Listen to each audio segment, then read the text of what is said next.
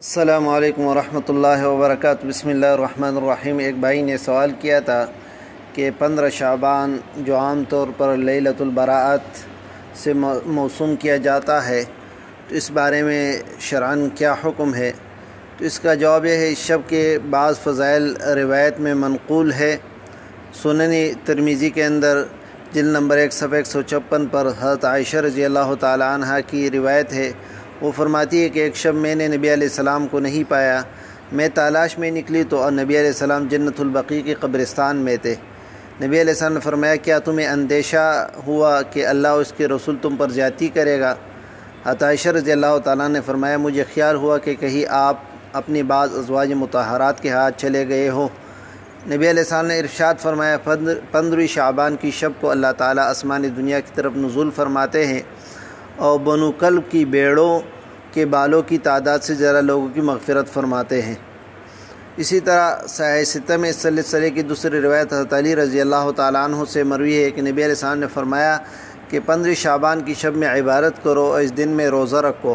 اللہ تعالیٰ اس شب غروب آفتاب کے وقت آسمان دنیا کی جانب نزول فرماتے ہیں اور ارشاد فرماتے ہیں، آگاہ ہو جاؤ، کوئی ہے طلبگار مغفرت کہ میں اس کی مغفرت کر دوں، کوئی ہے طلبگار رزق کہ میں اسے رزق عطا فرماؤں، کوئی مبتلا مصیبت ہے کہ میں اسے عافیت بخشوں۔ اسی طرح اور امور کی بابت دریافت فرماتے ہیں تا آنکہ صبح طلوع ہو جائے۔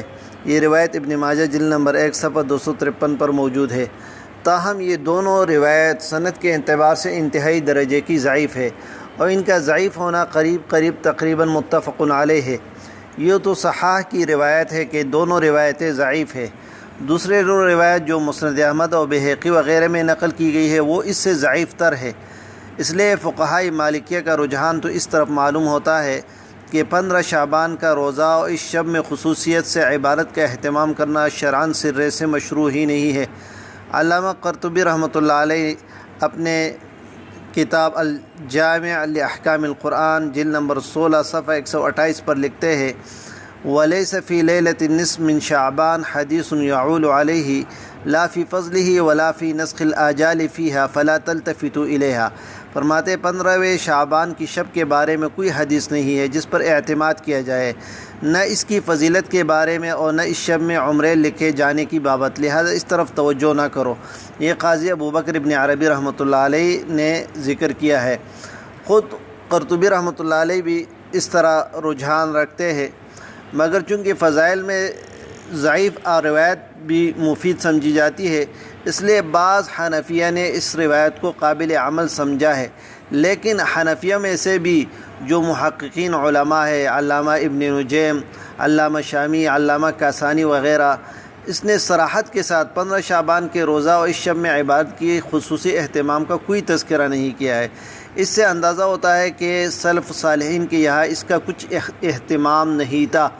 حلبی رحمۃ اللہ علیہ جو احکام و جزیات کے احاطہ اور اس پر نقد و جرح کے معاملے میں خاص شان و مقام کے مالک ہے، وہ بھی اس شب اور دن کی فضیلت پر خاموش ہے اور نقل کرتے ہیں کہ اس بابت روایت جتنے بھی نقل ہے وہ سارے موضوع و من گڑت ہے۔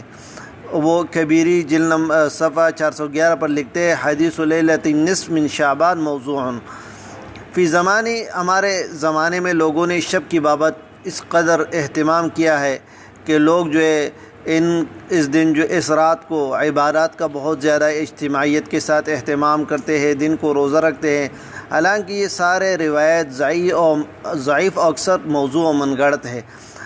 ضعیف روایت پر فضائل میں بھی عمل کے لیے محدثین نے کچھ شرطیں رکھی ہے، اور ان شرطوں میں سے ایک شرط یہ بھی ہے کہ آدمی ان پر یقین نہ کرے اور ان کی مشروعیت و ثبوت کا گمان نہ رکھے۔